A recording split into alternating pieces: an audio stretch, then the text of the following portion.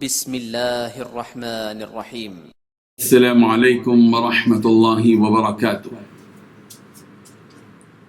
الحمد للہ وکفى وسلام علی عباده الذین اصطفى اما بعد۔ حاضرین و ناظرین، یہ درس نمبر 979 ہے، 979، اور آج سورہ یوسف کی 3 آیتوں کی تلاوت اور تشریح کی جائے گی۔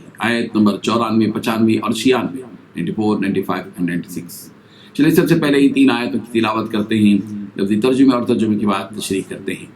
اعوذ باللہ من الشیطان الرجیم، بسم اللہ الرحمن الرحیم۔ ولما فصلت العیر قال ابوهم انی لأجد ریح یوسف لولا ان تفندون قالوا تاللہ انک لفی ضلالک القدیم فلما ان جاء البشیر القاه على وجهه فارتد بصیرا قال الم اقل لكم انی اعلم من اللہ ما لا تعلمون۔ صدق اللہ العظیم۔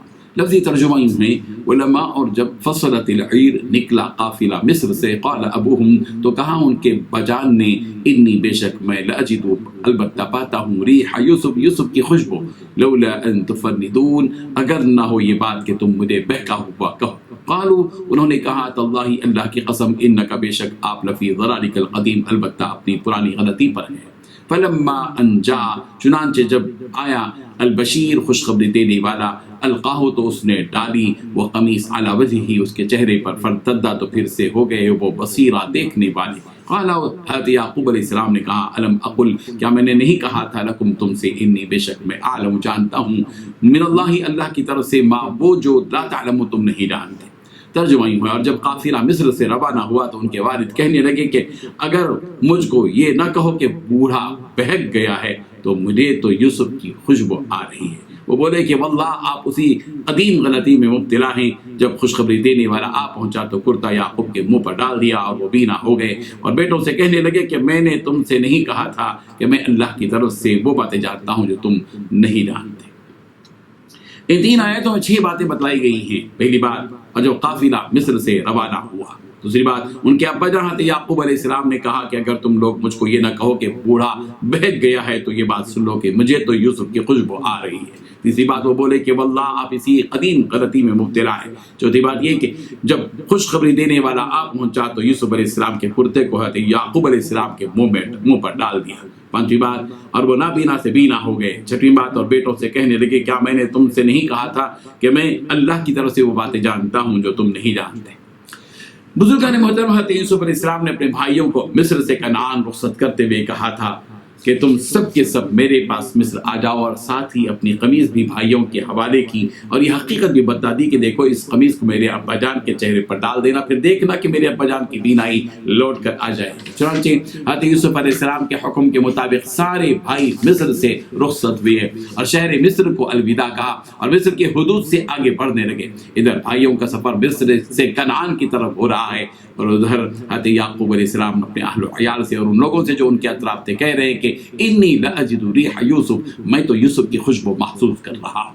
حضرت یعقوب علیہ السلام نے اس خدشے کا بھی اظہار کر دیا کہ مجھے تم لوگوں سے ڈر ہے کہ میری بات کو تم سچی نہیں مانو گے، اگر تم لوگ مجھے بے وقوف نہیں بناؤ گے اور یوں نہ کہو گے کہ یہ شخص بڑھاپے میں بہکی بہکی باتیں کر رہا ہے تو تم میری اس بات کی تصدیق کر سکتے ہو کہ مجھے تو یوسف کی خوشبو آ رہی ہے۔ مفسرین نے لکھا ہے کہ حضرت یوسف علیہ السلام بڑے بھائی یہودا، یعنی حضرت یوسف علیہ السلام کے بڑے بھائی یہودا اس قمیص کو لے کر آ رہے تھے، اور 3 دن یا 8 دن کی مسافت پر یہ بھائی تھے کہ اللہ تبارک و تعالیٰ کے حکم سے ہوا نے حضرت یوسف علیہ السلام کی قمیص کی خوشبو کو حضرت یعقوب علیہ السلام تک پہنچا دیا۔ امام راضی رحمۃ اللہ علیہ فرماتے ہیں کہ معجزے کے طور پر اس خوشبو کو حضرت یعقوب علیہ السلام تک پہنچا گیا۔ یہ حضرت یعقوب علیہ السلام کا کوئی ایک معجزہ تھا۔ حضرت انس رضی اللہ عنہ سے روایت ہے، رسول رحمت صلی اللہ علیہ وسلم نے ارشاد فرمایا، ظالم نمرود نے جب حضرت ابراہیم علیہ السلام کو آگ میں ڈالا تو جبرائیل علیہ السلام جنت سے ایک قمیص اور ایک چٹائی لے کر اترے۔ انہوں نے حضرت ابراہیم علیہ السلام کو وہ قمیص پہنائی اور انہیں اس چٹائی پر بٹھایا، وہ ان کے ساتھ بیٹھ کر بات کرنے لگے۔ پھر حضرت ابراہیم علیہ السلام نے وہ قمیص حضرت اسحاق کو پہنائی اور انہوں نے حضرت یعقوب کو پہنائی، حضرت یعقوب علیہ السلام نے حضرت یوسف کو پہنائی۔